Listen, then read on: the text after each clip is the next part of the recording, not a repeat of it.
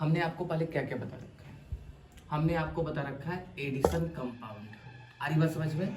Addition compound कैसे बताएं कि दो एक्वस सॉल्यूशन सॉल्ट से मिलकर बने होने चाहिए। दोनों को यदि हम ऐड कर दें तो वो रिएक्शन एडिशन रिएक्शन, जो कंपाउंड बनकर तैयार होगा उसे हम लोग क्या बोलेंगे? एडिशन कंपाउंड बोलेंगे। ठीक है क्या? अब एडिशन कंपाउंड को कितने भागों में बांटा गया था? तो दो भागों में। आ रही बात समझ में? एक था हमारा डबल सॉल्ट और एक था बाबू हमारा कॉम्प्लेक्स सॉल्ट। तो पूरा चैप्टर हमारा कॉम्प्लेक्स सॉल्ट पर ही है। डबल सॉल्ट का मतलब क्या बताया था कि जो आसानी से पानी में आयोनाइज हो जाए। डबल सॉल्ट एग्जाम्पल भी बता रखा था, कुछ नेम वाले, जैसे मोहर सॉल्ट, पोटास, एलम, कार्नेलाइट, है ना। कॉम्प्लेक्स सॉल्ट में क्या बताया था कि वो सॉल्ट जो पानी में पूरी तरीके से न टूटेगा लेकिन पूरी तरीके से न टूटेगा। और जो नहीं टूटेगा इसका मतलब वो अपनी आइडेंटिटी क्या किया बाबू? खो दिया। और जो खो देगा आइडेंटिटी उसको कहाँ रखते थे हम लोग? स्क्वायर ब्रैकेट के अंदर। कोई दिक्कत इस बात से? ठीक है। कल हमने एक वर्ड पढ़ा था जिसका नाम था बाबू डेंटिसिटी। पढ़ा था क्या? तो डेंटिसिटी में हमने क्या बताया था कि लोन पेयर कितना देता है? क्या बोला बाबू? लोन पेयर न्यूट्रल मॉलिक्यूल से आयंस कितना देता है वही क्या कहलाता है? डेंटिसिटी कहलाता है। जैसे हमने उसमें पढ़ा था कि NH3 कितना लोन पेयर देता है तो आप लोग बोलोगे 1। पानी कितना लोन पेयर देता है तो आप बोलोगे 1। कोई दिक्कत? फ्लोरीन कितना लोन पेयर देता है तो आप बोलोगे 1। कोई दिक्कत? मैं बोला एक नाम और लिखवाया था मैं कल, EN। इसका मतलब क्या था? Ethane 1,2 diamine. आ रही बात समझ में? ठीक है। इसका मतलब ये कितना लोन पेयर देता था बाबू? 2। एक और नाम लिखवाया था जिसे हमने OX लिखा था, यानी कि ऑक्सोलेटो। क्या बोला बाबू? ऑक्सोलेटो। फॉर्मूला क्या था? C2O4-2। कोई दिक्कत? ये कितना लोन पेयर देता है बाबू? 2 लोन पेयर। क्या इतना ही बता रखा था हमने? चलिए अब आइए, अब हम लोग पढ़ते हैं कोऑर्डिनेशन नंबर के बारे में, यानी कि number of lone pair accepted by a central metal ion. Central metal ion के द्वारा जितना लोन पेयर एक्सेप्ट किया जाएगा। क्या बोला बाबू?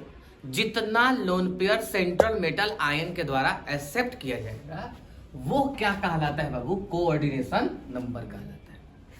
तो कोऑर्डिनेशन नंबर किसकी प्रॉपर्टी होगी बाबू? सेंट्रल मेटल आयन की। थोड़ा सा और समय दीजिए, आपको डेंटिसिटी और कोऑर्डिनेशन नंबर में फर्क समझ में आ जाएगा। मैं पूछूंगा आपसे कि NH3 कितना लोन पेयर देता है? 1, यानी कि इसकी क्या होगी बाबू? डेंटिसिटी हो गई। आ रही बात समझ में? लेकिन कोऑर्डिनेशन नंबर क्या कहलाएगा? NH3 कितना लोन पेयर देता है तो 1 है कितना, यानी कि टोटल संख्या कितनी हो जाएगी बाबू? 6 हो जाएगी। आ रही बात समझ में? देता कितना है? 1 लोन पेयर। है कितना? 6। यानी कि कितना लोन पेयर एक्सेप्ट किया जाएगा इस आयरन के द्वारा? तो आप कहेंगे 6। तो वही क्या कहलाएगा हमारा? कोऑर्डिनेशन नंबर कहलाएगा। आ रही बात समझ में? ठीक है। दूसरा, Cl की डेंसिटी कितनी होती है? तो आप कहेंगे 1। लेकिन कोऑर्डिनेशन नंबर कितना होगा बाबू? 1/4। कोई दिक्कत किसी को इस बात से? ठीक है बाबू। Cn कितना लोन पेयर देता है? तो आप कहेंगे 1। आ रही बात समझ में बाबू? कोऑर्डिनेशन नंबर कितना होगा? तो आप कहेंगे 1/4 = 4। क्या कोऑर्डिनेशन नंबर समझ में आ रही बात आप लोगों को? ठीक है क्या? सेंट्रल मेटल आयन के द्वारा जितना लोन पेयर एक्सेप्ट किया जाएगा कॉम्प्लेक्स फॉर्मेशन में उसी को हम लोग क्या बोलते हैं? कोऑर्डिनेशन नंबर बोलते हैं। आ रही बात समझ में? पहली बात, कोऑर्डिनेशन नंबर किसकी प्रॉपर्टी है? तो सेंट्रल मेटल आयन की प्रॉपर्टी। डेंसिटी किसकी प्रॉपर्टी थी? लिगेंड्स की प्रॉपर्टी। ठीक है। अच्छा एक बात बताइए, क्लोरीन कितना लोन पेयर देगा? तो आप कहेंगे 1। कोऑर्डिनेशन नंबर कितना होगा? तो आप कहेंगे 1/3 = 3। कोई दिक्कत? चलिए, फ्लोरीन कितना लोन पेयर देता है? तो आप कहेंगे 1। जितना लोन पेयर देता है, डेंसिटी कितना एक्सेप्ट किया जाएगा lone pair, that is called coordination number, यानी कि 1/6 = 6। और ये हमारा क्या होगा बाबू?